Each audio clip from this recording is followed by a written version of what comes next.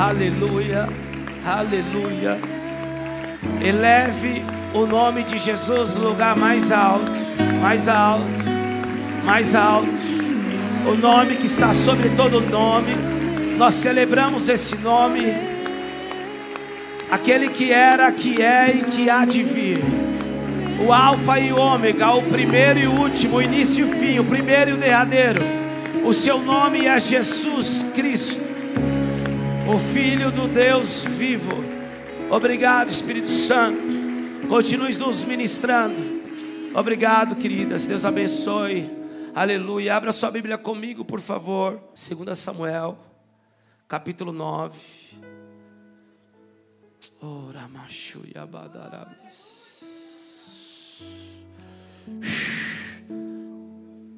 Meu tangedor, olha aqui. Precisamos encher a casa com bom perfume. Encher a casa com bom perfume. O que é esse bom perfume? É a minha e a tua adoração. Alguém aqui de mãos limpas e coração puro? Alguém já foi lavado pela água da palavra? Alguém já foi purificado pelo sangue de Jesus? Mãos limpas e coração puro. Quem subirá ao monte santo do Senhor? Aqueles que têm mãos puras, mãos limpas e não agem de engano. Sabe o que é agir de engano? É em casa, está prestando um culto a Baal. E ao entrar para dentro da porta, colocar uma máscara e querer prestar um culto a Deus. A palavra hipocrisia está atrelado à arte de interpretar. É alguém que interpreta um personagem. É alguém que finge ser aquilo que de fato não é.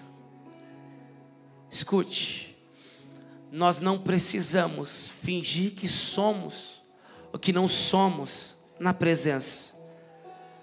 Na presença nós precisamos ser quem nós somos.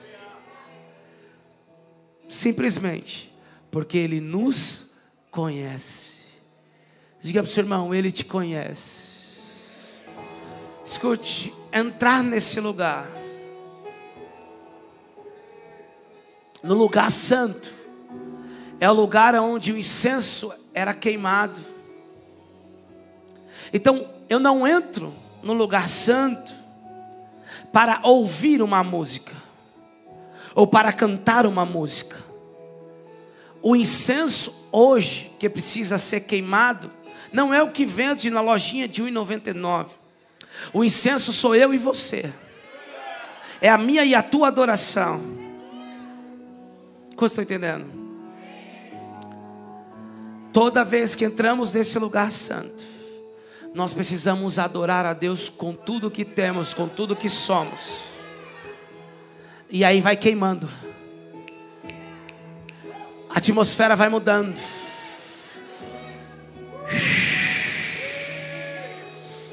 Porque um aroma vai tomando a casa. Um aroma vai tomando o ambiente. Sabe o que a Bíblia diz? Que quando aquela mulher quebra o vaso, o perfume encheu toda a casa. Alguém para perfumar esse ambiente nessa manhã? Alguém para perfumar esse ambiente nessa manhã? Há uma convocação da parte do Eterno para esses dias. Escute. O nível de liberação de sua presença sobre nós mudou. O nível de liberação da presença mudou. Queridos, nós estamos vivendo algo tão, mas tão inigualável nesse encontro de revisão, que ontem nós começamos a adorar sem pedir para ninguém adorar. Todos já estavam de pé no templo adorando a Deus. Passamos minutos adorando, ao ponto do apóstolo Lorival Quando ele pega o microfone para ministrar, ele fala: parecia que a gente ia ser arrebatado, parecia o toque da trombeta. Que som foi esse? Ele ministrou, recebemos a palavra, e depois da ministração começamos a adorar. E novamente o Senhor nos surpreendeu com um novo nível de liberação da sua presença. Escute, foi tão intenso que nós liberamos os irmãos. Podem jantar, queridos. Ninguém saiu de suas cadeiras. Foi mais quase 1 hora adorando, uma adoração espontânea diante da presença. Sem ninguém com microfone, sem ninguém falando levante as mãos, sem ninguém falando adore, mas nós estávamos mergulhados diante de uma poderosa liberação da presença. No sábado de manhã não foi diferente. Eu não sei, queridos, quer dizer, eu sei.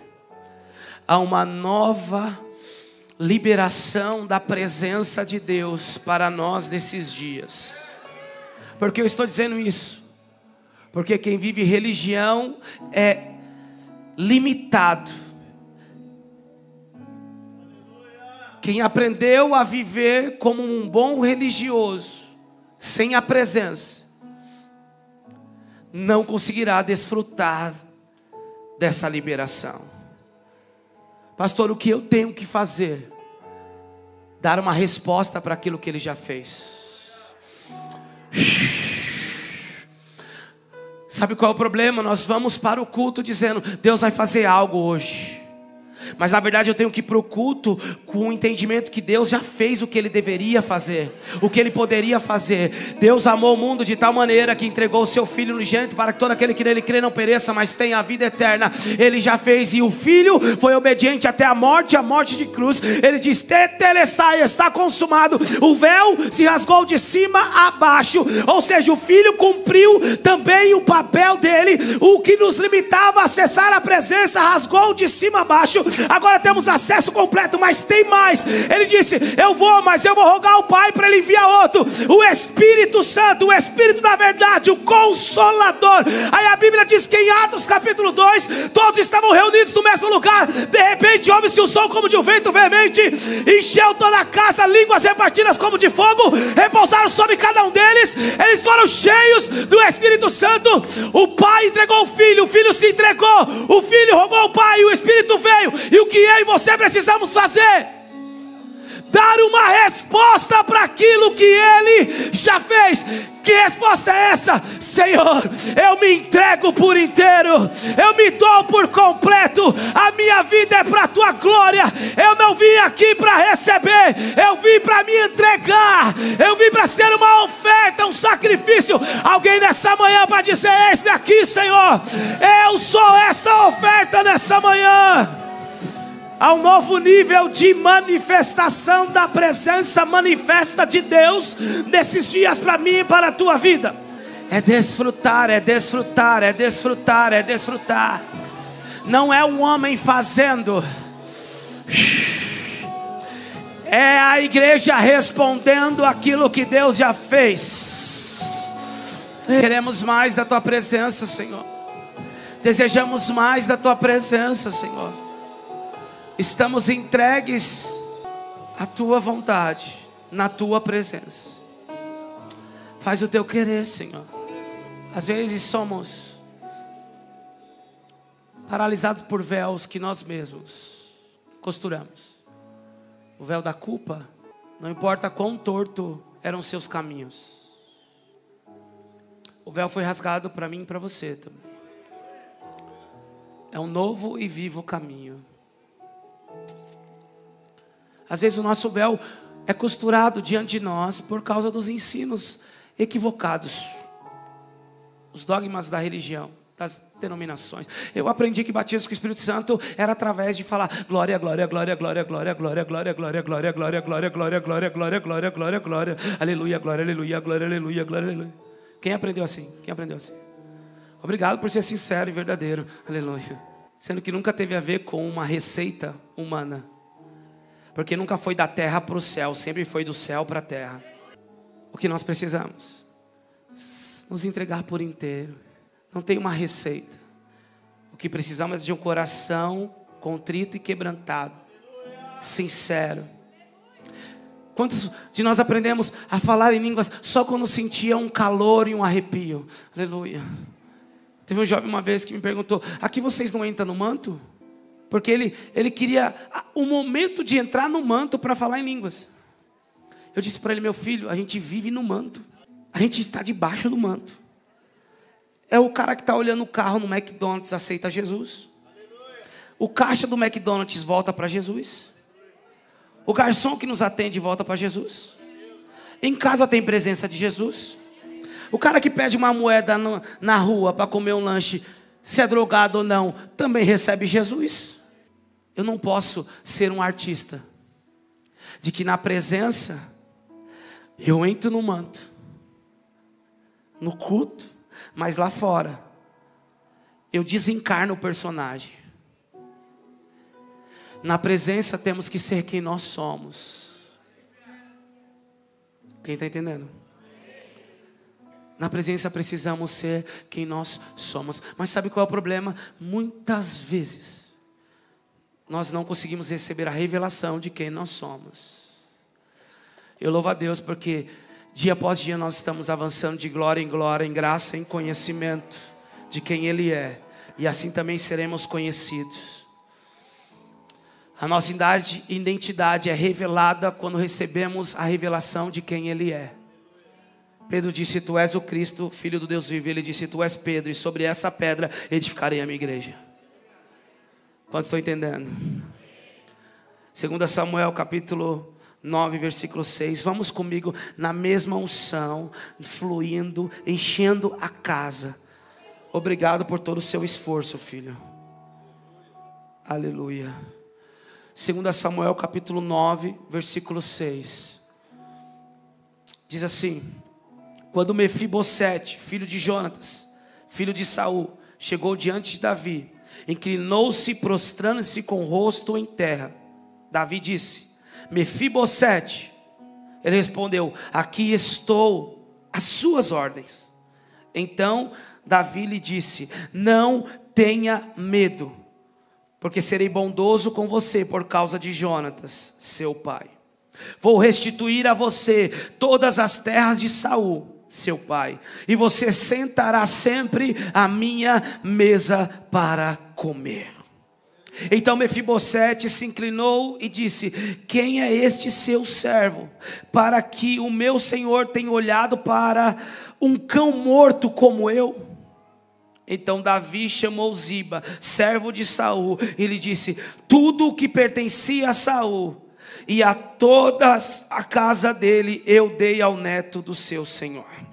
Você, os seus filhos e os seus servos cultivarão a terra para ele e recolherão os frutos, para que a casa de seu senhor tenha o que comer. Porém Mefibosete, neto de seu senhor, sentará sempre à minha mesa para comer. Ziba tinha 15 filhos, 20 servos. Ziba disse ao rei: farei tudo o que o rei meu senhor ordena a este seu servo. E assim Mefibosete passou a fazer as refeições à mesa de Davi, como um dos filhos do rei. Quantos estão entendendo a palavra? Diga amém. Escute. Eu quero falar rapidamente, em poucos minutos, com você sobre a importância da mesa da presença. O que a mesa da presença pode mudar na nossa vida? Na verdade, não tem a ver só com a mesa da presença. Escute. Não só entender a importância da mesa da presença, mas como a importância da mesa. Mesa é um lugar de conexão. Escute isso. Mesa é um lugar de conexão. Mesa é um lugar de relacionamento. Mesa é um lugar de comunhão. Mesa é um lugar de olho no olho. Tivemos uma ministração ontem de manhã, o novo Peniel. Meu Deus.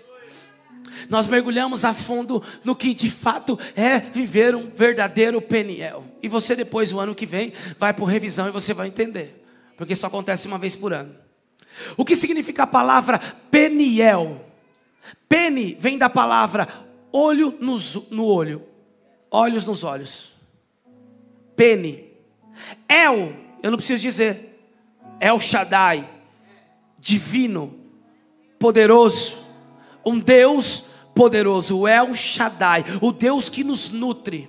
O Deus que nos sustenta. O Deus que nos guarda.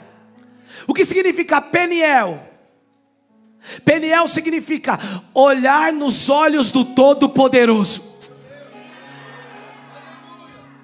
Pastor, aonde você quer chegar? Eu quero dizer para você que Jacó já tinha passado por Betel, a casa de Deus. Ele viu uma porta aberta, anjo subindo e anjo descendo, e diz: lugar temível é esse, casa de Deus, Betel. Ali ele estabelece um altar, ele faz uma aliança com Deus. Ele prospera, ele frutifica, ele se torna um homem rico e poderoso, pai de filhos.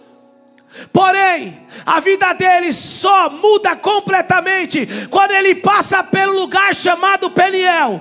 Peniel é olhar nos olhos do Todo-Poderoso. O pastor está querendo dizer que ele passa por um lugar chamado mesa da presença. Porque se mesa é lugar de olhar nos olhos, Peniel é uma mesa da presença. Depois que ele passou por esse lugar, a vida dele nunca mais foi a mesma. Precisamos compreender a importância da mesa, porque muitas vezes estamos sentando em mesas que não tem nada a ver com a presença. Estamos sentando em mesas que nos afastam da presença. Estamos sentando em mesas do vitimismo. Se tem uma coisa que as pessoas acham que Deus vai se mover, é no vitimismo. Eu nunca vi uma geração tão vitimista como a geração dos nossos dias. Se você prega a palavra, nossa, a palavra dura. Não, a palavra não é dura. É você que é mau caráter mesmo. É você que não aceita a palavra. O problema não está com o pregador, o problema não está na denominação. Se a palavra é dura, o problema nunca teve na palavra, o problema está em nós. A palavra é como um espelho. Quando eu leio, quando eu recebo, ela revela quem eu sou, o que eu tenho vivido. Quem está entendendo? Uma geração que o chefe não pode dar um feedback, porque agora não pode falar cobrança, é feedback, não pode cobrar. Você está desprezando os meus talentos, vou pedir para sair. Que de uns 3, 4 anos para cá, o que eu vi de jovens perdendo oportunidades incríveis por entrar dentro do contexto do vitimismo. Eu não sou obrigado a ouvir isso. Pastor, eu quero um atendimento. Por quê? Porque eu saí da empresa, que Deus abriu a porta. É um propósito, Deus falou que era um propósito, mas eu saí. Filhos, Deus abriu a porta. Você entrou, e por que saiu? Porque eu ouvi isso, e eu não sou obrigado a ouvir isso. Gente, nós estamos sentando em mesas que vão lamber as nossas feridas? Ou estamos sentando em mesas que vão nos impulsionar, nos levantar, revelar quem nós somos em Deus? Que geração difícil. Nós precisamos compreender quais são as mesas que estamos sentando. Sabe o que eu vejo na história de Mefibosete? Que o que Mefibosete começa a viver em uma mesa que restaura ele, tem a ver com uma mesa que foi formada antes dele. Davi diz: assim como Jonatas agiu de bondade comigo, como nós tínhamos uma aliança, por causa da aliança que eu tive com Jonatas, seu pai, eu vou agir de bondade, benignidade com Mefibosete. Escute, mesa é um lugar de aliança. Como você está entendendo? Como você está entendendo? Cuidado. Se você está prestes, deixa eu te explicar só como funciona. Vamos para dentro, já que nós tivemos um mini Dodecá aqui hoje. Aleluia. Tivemos um mini Dodecá aqui na palavra de oferta. Eu não sei se você pegou, meu irmão, mas eu peguei. Porque realmente os cenários estão mudando, mas o propósito não mudou, continua o mesmo. Quem está entendendo? Imagine José vivendo na geração de hoje.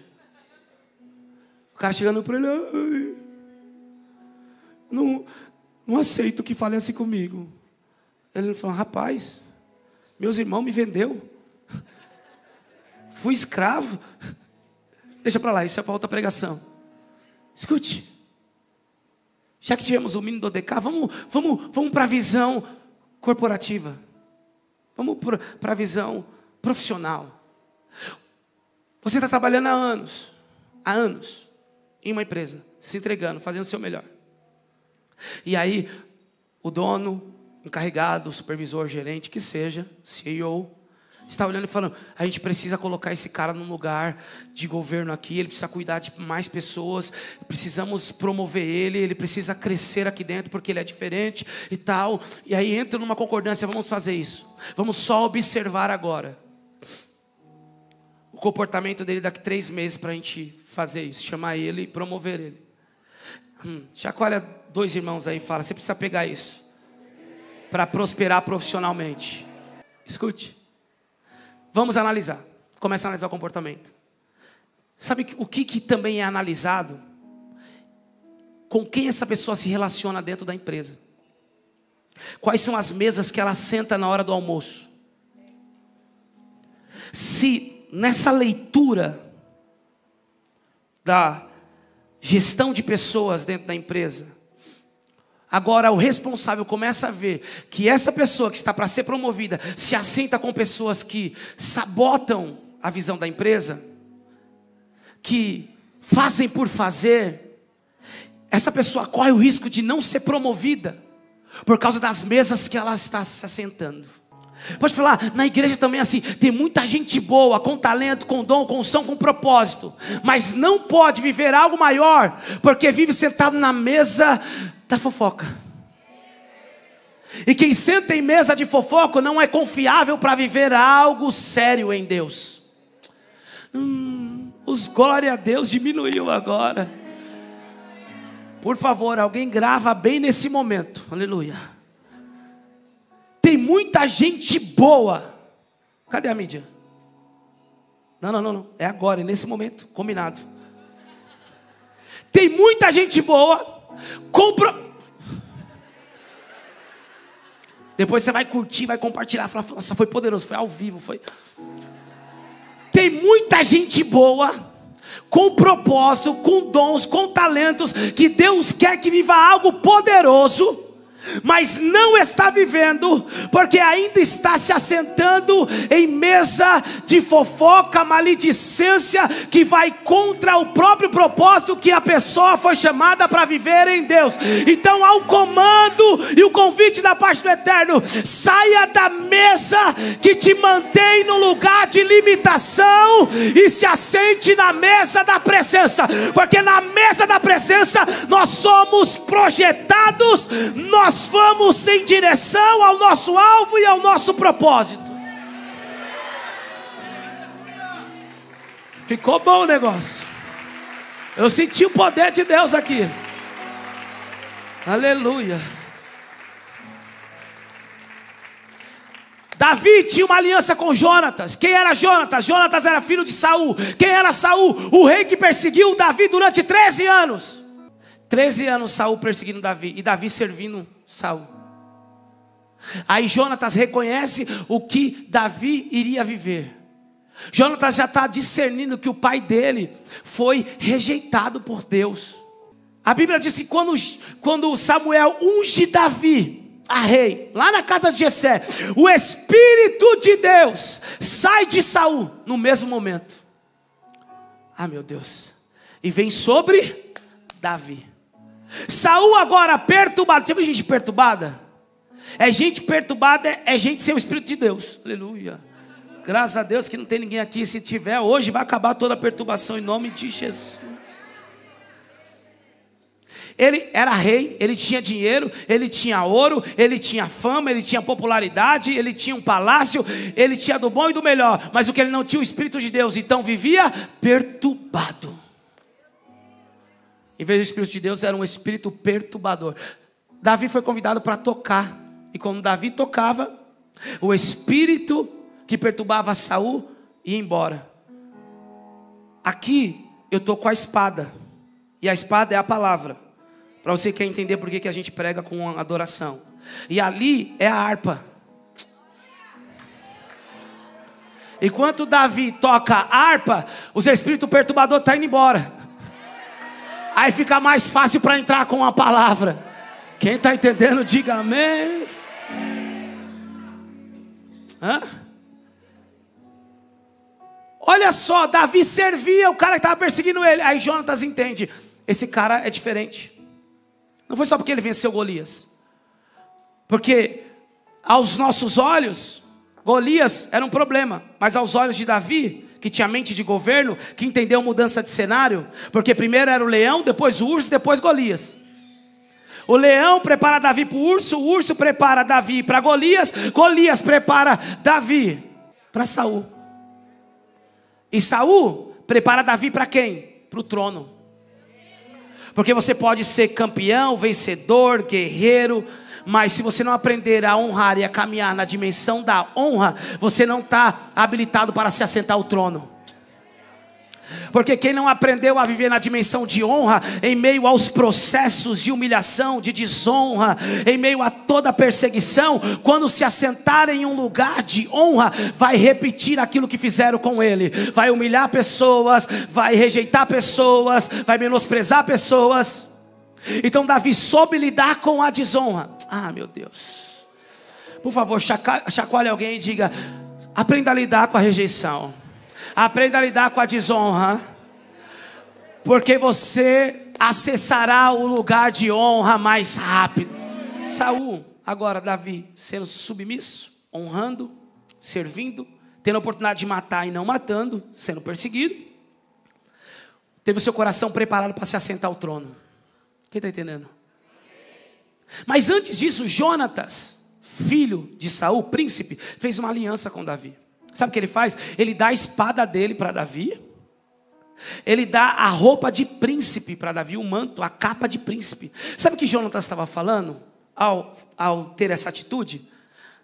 Davi, meu pai te persegue, você é considerado um filho bastardo, você não se assentava na mesa com seus irmãos, ficava cuidando das ovelhas que ninguém queria cuidar lá nas colinas, era um desconhecido, mas eu reconheço que você será um grande rei de Israel.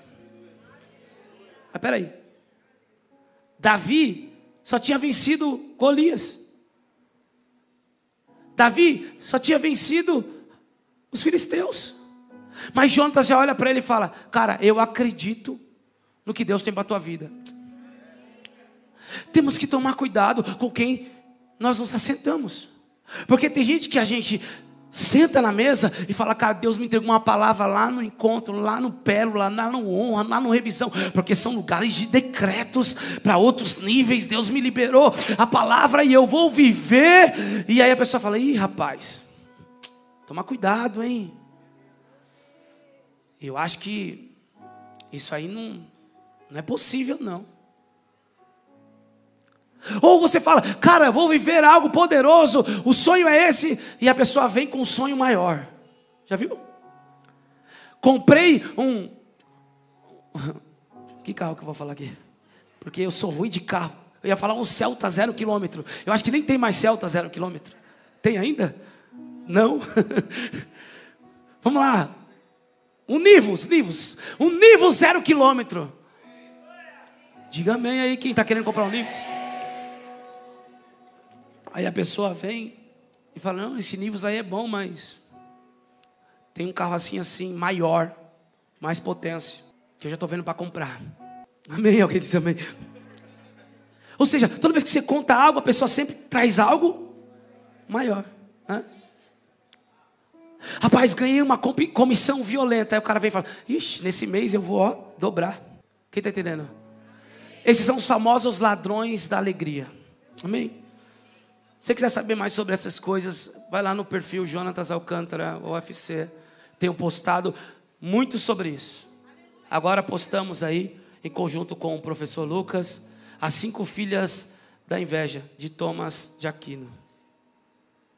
A inveja é algo terrível, porque leva a pessoa a roubar a nossa alegria. Os invejosos são os famosos ladrões da alegria. Quem está entendendo isso? Pastor, por que você está falando tanto disso? Porque no início do ano eu tive algumas experiências e Deus me sinalizou que tem muita gente dentro da igreja com propósito e não está vivendo propósito porque está se assentando na mesa errada. As pessoas que estão com eles na mesa estão roubando a alegria, sabotando o projeto por causa de um sentimento destrutivo chamado inveja. Você está entendendo? Diga amém. Pastor, então que mesa que eu tenho que sentar? Na mesa igual Davi se assentou, a mesa de Jonatas, de alguém. E quando você fala assim, cara, eu recebi uma palavra que eu e minha casa serviremos ao Senhor. Quantas pessoas tem na tua casa? 4.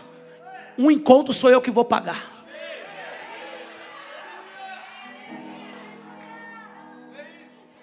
Você recebeu a palavra? Estou pensando numa casa de paz. Se tu fizer casa de paz, eu vou participar com você. Porque eu acredito no que Deus falou sobre a tua vida. Por quê? Porque senta na mesa errada. Quando a pessoa senta na mesa certa, na mesa da aliança, a pessoa vai falar, cara, não entra nessa. Não trabalha, não ora, na hora da palavra dorme, não dá um glória a Deus, vai para a igreja obrigado. Isso não é uma benção, isso é uma luta. Prepara o carro que eu já saí do culto e vou embora, senão eu vou apanhar hoje. Quem está entendendo? Mas se você está sentado na mesa certa, a pessoa vai falar, nem entra, filho. Nem vai. Vem com o discursinho bonitinho.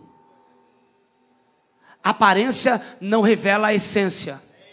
Quantos estão entendendo? Precisamos, meu irmão, de pessoas que vão de fato nos levar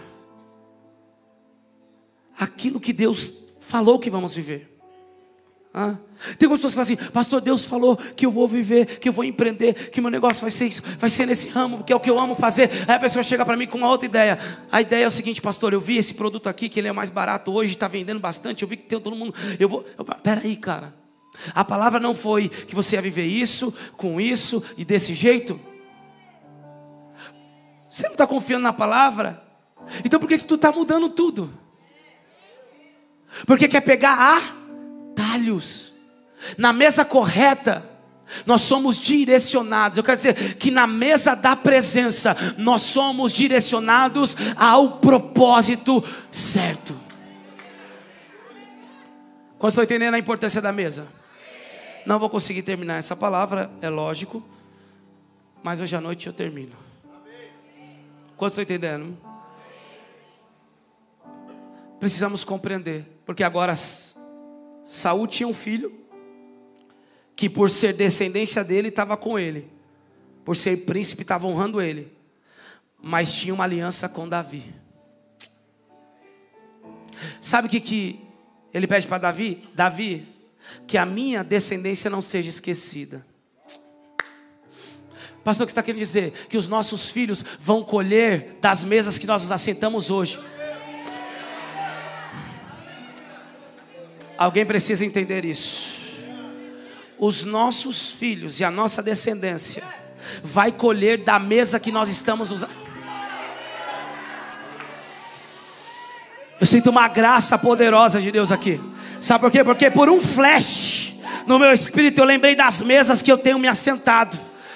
E se meus filhos forem colher das mesas que eu tenho me assentado, meu Deus do céu, eu não preciso me preocupar com mais nada.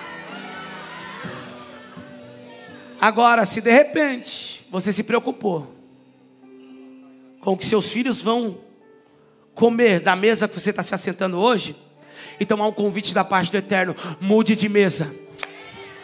Se for possível, vire a mesa.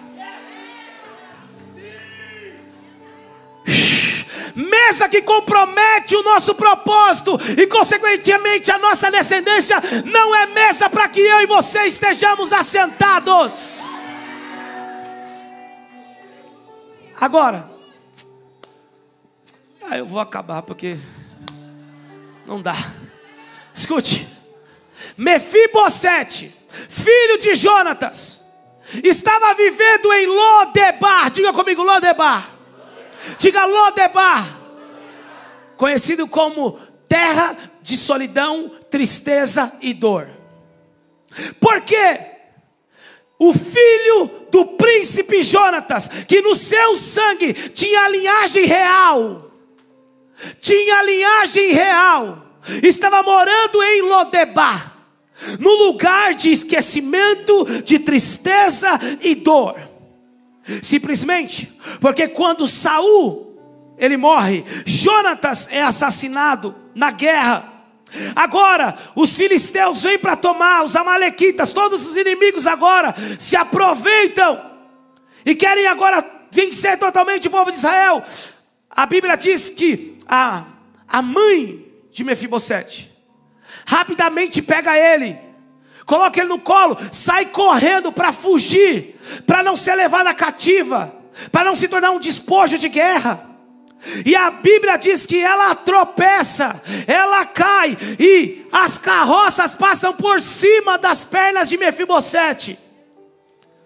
Os pés de Mefibosete agora se tornam pés aleijados.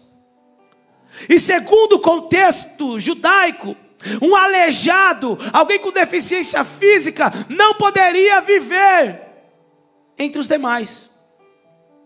Porque de alguma forma ele estava daquela forma porque tinha sido amaldiçoado ou porque os pais dele pecaram. Mefibosete não podia ter o convívio normal como os demais, quanto mais se assentar na mesa real. Ou seja, ele tinha o sangue real nas suas veias, ou seja, a sua identidade era identidade de realeza, porque ele era um príncipe, consequentemente herdeiro do trono. Algo me traz a memória do que Paulo diz, esse algo é o Espírito Santo, Romanos capítulo 8, versículo 18, que nós somos herdeiros e co-herdeiros com Cristo. Ele era herdeiro, o seu sangue era real, mas por seus pés estarem danificados, aleijados, ele foi morar em Lodebar, lugar de esquecimento, tristeza e dor. Escute, muitos filhos de Deus, que são chamados coroa da criação, diga coroa da criação. Apocalipse diz que nós, aqui você não grava, tá? Que nós somos reis e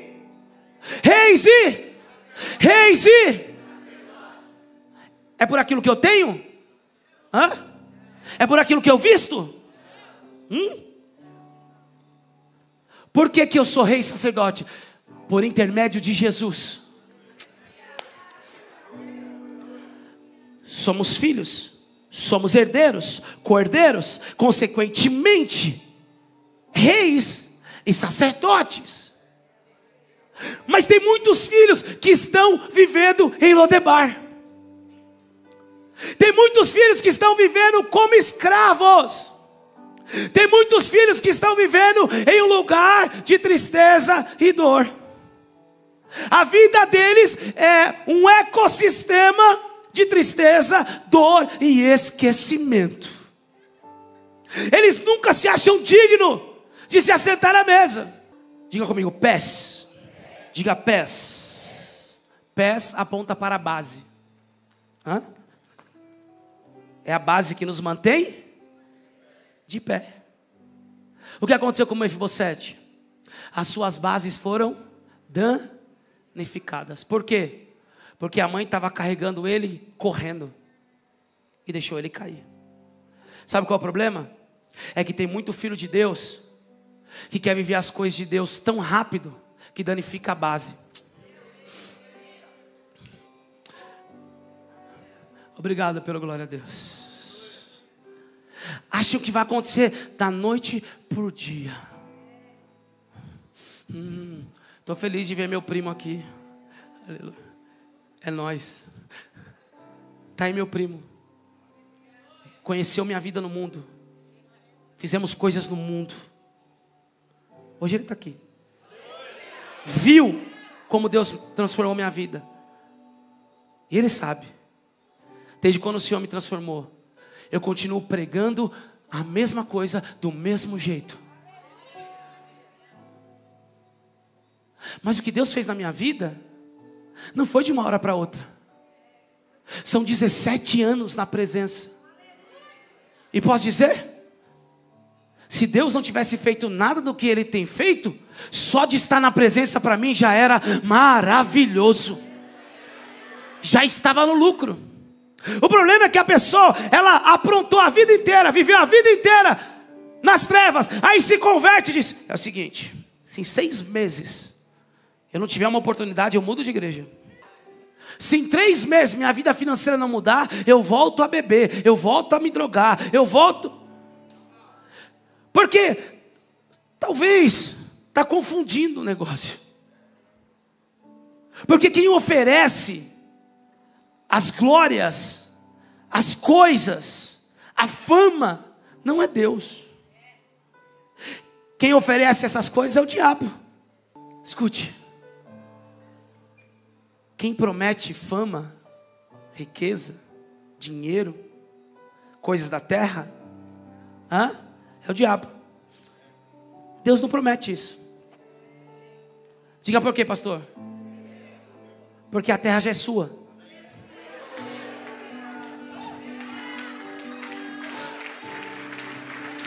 Os céus são os céus do Senhor, mas a terra Ele deu aos filhos dos homens. Porque Deus vai me prometer algo que Ele já me deu. Planta, colhe. Administra, planta, colhe, planta, colhe, planta, colhe, planta, colhe. Mas o diabo cria uma ilusão. O que ele faz? Ele leva Jesus por pináculo mais alto e mostra todos os reinos, que quer mostrar uma glória do mundo. Poder, pessoas são atraídas por poder. Homens querem ser reis para querer ter poder. Reis querem ser deuses. Mas Deus esvaziou-se da sua glória e veio como homem, como servo de todos, e foi obediente até a morte de cruz. Chacatarai. Escute. Não vai ser rápido. Diga ao seu irmão, esquece o Rapidez. Esquece o iFood. Esquece o Uber Eats. Esquece o fast food. Com Deus não tem nada disso. Com Deus funciona o seguinte: se a semente cair na terra e ela não morrer, ela não pode frutificar. Eu só me entrego, meu irmão. Eu só renuncio os pecados, eu renuncio a minha vontade, eu renuncio o mundo. Negue-se a si mesmo, toma a sua cruz e siga-me. E o que vai acontecer? Eu não sei quando, eu não sei a hora, mas eu permaneço, porque vai frutificar ao seu tempo. Quantas pessoas não foram formadas rápido? Cara, tem acontecido isso em lugares de entretenimento. O cara vem para a igreja hoje, aceita Jesus hoje. No mês que vem ele se inscreve e entra no voluntariado. Aceita Jesus hoje. Mês que vem, não passou por processo de libertação, não passou por processo de cura, não passou por processo nenhum, entra no voluntariado. Aí o que o cara faz? Abusa das crianças na igreja, assedia as mulheres. Aqui, meu irmão, não acontece. Se acontecer, tá ali madeira.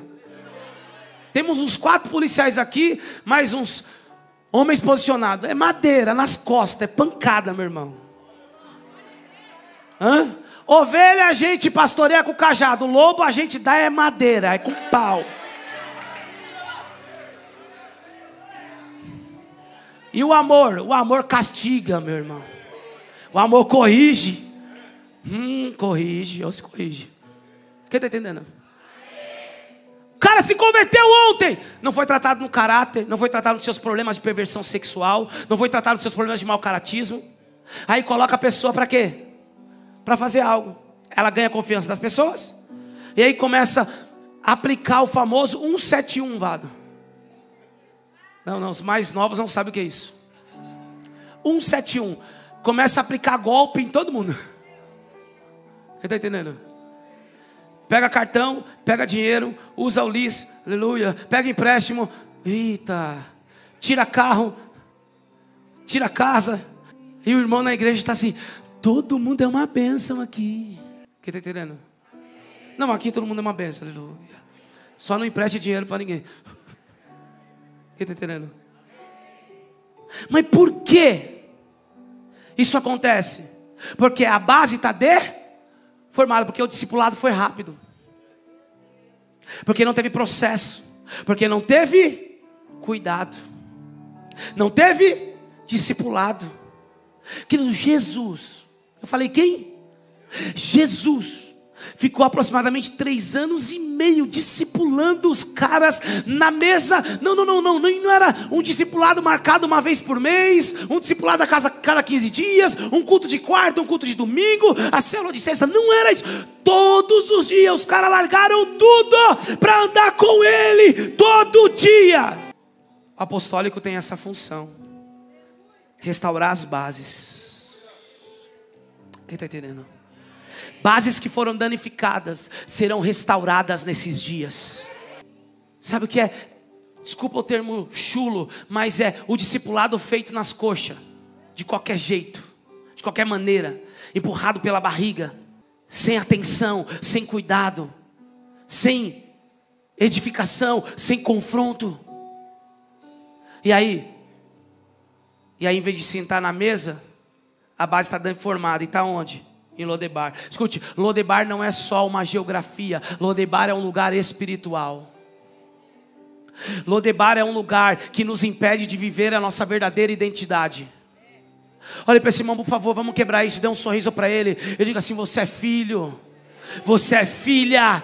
Não, diga para ele convicto: você é herdeiro, você é co-herdeiro. O que eu preciso compreender? Que o diabo promete coisas rápidas, mas Deus me prometeu a sua presença. Jesus disse: eu estarei convosco todos os dias, até a consumação dos séculos. E se eu e você temos a presença, meu irmão, já temos tudo que nós precisamos. Escute, por causa da aliança de Jonatas com Davi no trono, meu irmão, Davi não precisava disso. Davi já era rei, Davi já estava bem estruturado, Davi já estava bem na sua vida, vivendo o seu propósito. Mas ele para e fala: espera aí, eu tenho uma aliança ainda, tem um pacto que foi feito. Deus nos quer de volta para o pacto que fizemos com Ele. Deus nos quer de volta para a aliança que fizemos com Ele. Os pactos que fizemos com Ele não foi esquecido. Ele está esperando, porque Ele é um Deus de pacto, Ele é um Deus de aliança. Davi estava governando, reinando, mas se lembrou do pacto. E aí ele manda uma mensagem: tem alguém da casa de Saul em que eu possa agir com benevolência? Tem alguém da casa de Saul? Tem algum descendente de Saul que eu possa agir de bondade? Aí alguém diz: existe um. Quem é? Um aleijado dos pés. Davi não pergunta se ele é aleijado, mas o que as pessoas falam em primeiro lugar é um aleijado. Porque ele estava querendo dizer: ainda que ele seja filho de Jonatas, neto de Saul, ele não pode acessar nenhum outro lugar de relevância, porque é um aleijado. Davi nem responde. Davi: qual o nome dele? Mefibosete. Manda chamar ele.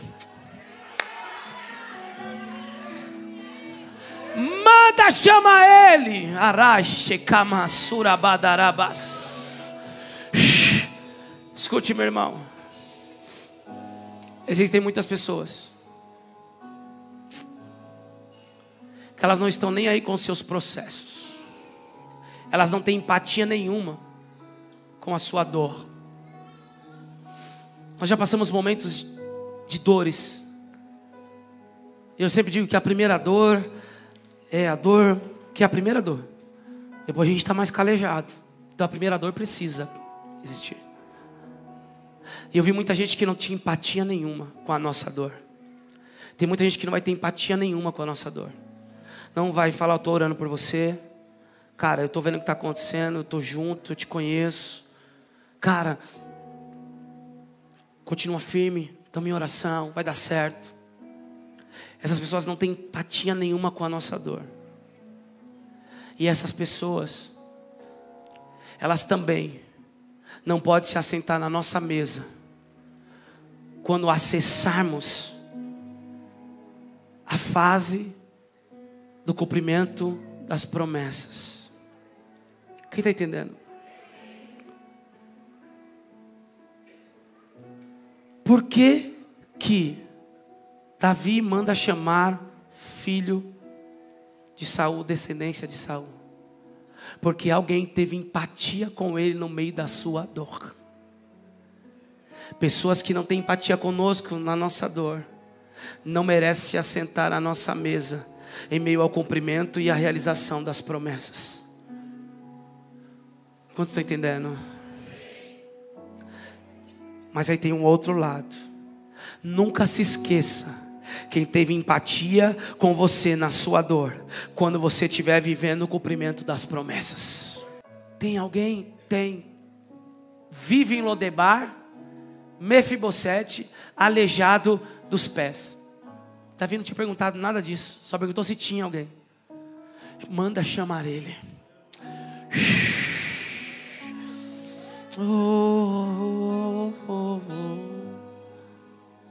Sabe o que me chama a atenção? Que agora Mefibosete se apresenta diante do rei. Sabe o que ele diz? O que o Senhor quer? Como alguém como eu, um cão. Ele era neto de rei, filho de príncipe, da linhagem real, mas a sua identidade estava sendo anulada em Lodebar por causa da sua base danificada. Eu quero declarar sobre a tua vida de forma apostólica: as suas bases nunca mais serão danificadas, porque estamos sendo edificados pelo fundamento que é Cristo Jesus. A nossa base é Ele, a nossa segurança está nele, a nossa vida é fundamentada nele. Bases danificadas anulam a nossa identidade. Bases danificadas nos levam a nos enxergarmos de forma deplorável, insignificante, como bastardos, como órfãos, como escravos. Quantos filhos de Deus não estão se enxergando dessa forma? Um coitadinho, um tadinho, que ninguém ajuda, que ninguém pensa nele. Nós não somos bastardos, nós não somos coitadinhos, nós somos filhos, nós temos uma identidade. É tempo de levantar a cabeça, é tempo de assumir a identidade de filho e viver o propósito de Deus. Mas pastor, se eu me posicionar, vou perder alguns amigos. Então não são amigos. Amigos que lambem feridas não são amigos. Amigos verdadeiros são aqueles que ajudam a curar as feridas. Amigos verdadeiros são aqueles que dizem: não, cara, vai mudar. Esse negócio não é isso que você está pensando, não é o que falaram. Pastor, mas se eu me posicionar, a minha família, meu irmão, alguém precisa se posicionar.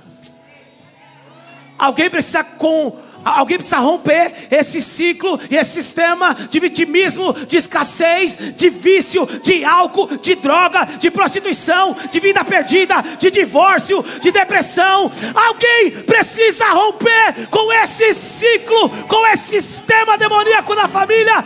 Eu quero dizer que os eleitos para romper com isso estão aqui nessa manhã na IAP Vila Matilde. Alguém se identifica? Alguém para dizer amém? Eu recebo.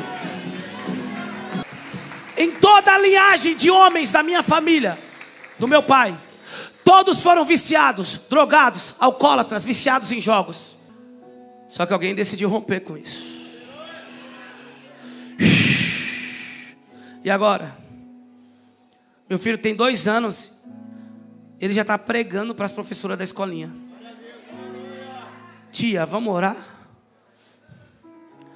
Se você bobear, estiver perto dele, receba, toma. Aleluia. A gente falou, vamos para o encontro. Ele ouviu a gente falando para Laura, Laura, se arruma que a gente tem que ir para o encontro. Ele, o encontro é tremendo. Alguém precisa decidir romper. Alguém precisa decidir sair de toda a raiz de iniquidade. Não existiu da árvore genealógica da minha família alguém que já viajou tantas nações como eu tenho viajado. Pastor, o que você está querendo dizer? Eu estou querendo dizer que você foi escolhido para romper com todo o sistema de escassez do reino das trevas, do jugo opressor, da mentalidade escrava. Deus nos escolheu e nos chamou para romper com todo o ciclo de derrota da nossa família. Diga: bases restauradas, identidade restaurada. Como que a base foi restaurada? Pastor, a Bíblia não diz que Davi fez um milagre. Não precisou Davi fazer milagre. Davi só precisou devolver o lugar que era dele de direito. Para a identidade ser restaurada, nós precisamos voltar ao nosso lugar de direito. Para a nossa identidade ser restaurada, nós precisamos voltar ao nosso lugar de direito.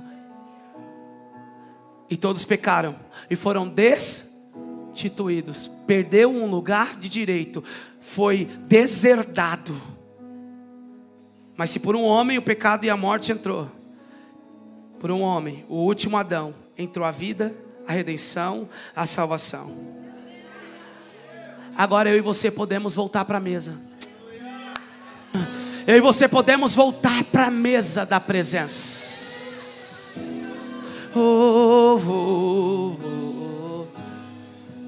Ele se via como um cão. Ziba estava agindo sobre Mefibosete de forma oportunista. Ele era um oportunista, porque todas as terras que era de Saul, era Ziba que tinha tomado posse, porque o menino era aleijado. E aleijado não tem voz. Base deformada não tem voz. Base deformada não tem direito, porque anula a sua própria identidade. Vive no complexo de inferioridade, de rejeição, de abandono, num lugar e um ambiente chamado Lodebar, lugar de esquecimento, tristeza e dor. Esse lugar espiritual, ele é quebrado hoje. Você sai dessa prisão, abertura de prisão aos presos. Vem, Mefibosete. Ziba fazendo de tudo para que Davi tivesse a ótica dele. Ele não tem direito. Por quê? Porque ele estava cuidando das terras. Porque ele era oportunista. Estava se aproveitando do menino que tinha herança, mas era aleijado e não tinha voz, porque a sua identidade estava anulada. Aí Davi fala: é o seguinte, Ziba, eu devolvo para ele todas as terras dele. Ziba, os teus filhos vão servir ele, vão trabalhar. Sabe o que é isso? Esse é o correto, Ziba. Independente do que aconteceu com ele, ele é herdeiro. Independente do que aconteceu com ele, ele é príncipe. Independente do que aconteceu com ele, ele tem uma linhagem real. Eu devolvo. Os teus filhos vão trabalhar para ele. Ziba, você vai servir ele. Não, até aí estava tudo bem. Mas Davi faz algo totalmente inédito. Ele fala: e você agora, Mefibosete, você vai se assentar à minha mesa. Você tem noção do que é isso? Um rei colocar alguém que estava em Lodebar para se assentar na sua mesa? Não, ele vai mais além. Por isso ele tipifica Jesus. Ei, você vai se assentar à minha mesa. Não só se assentar, vai comer, não só comer, vai morar na casa do rei. Diga: a mesa da presença, lugar de restaurar a nossa identidade. Pastor, mas ele continua aleijado nos pés, mas na identidade vivia como rei. se assentava na mesa de rei, se vestia como rei, morava na casa do rei. Há uma revelação aqui. Eu acho que de noite eu vou pôr uma mesa aqui. Vai ficar mais fácil. Cadê aquele pano azul? Cadê aquele pano azul? Por favor, joga ele aqui pra mim. Aqui é a mesa. Identidade restaurada. Eu sou um cão, tu não é cão. Tu é herdeiro. Tu é príncipe. As terras são tuas. Os servos voltam a trabalhar para você. Você mora na casa do rei. Você come na mesa do rei. Você se assenta na mesa do rei. Na mesa. Alguém está vendo os pés aí? Quando Mefibosete se assentava na mesa, ele era visto como todos os filhos de Davi. Porque a mesa da presença encobre as imperfeições. A mesa da presença restaura a identidade. A mesa da presença restaura a nossa dignidade. A mesa da presença restaura o nosso propósito. Alguém divorcia dessa cadeira e comece a adorar a Ele nessa noite, nessa manhã.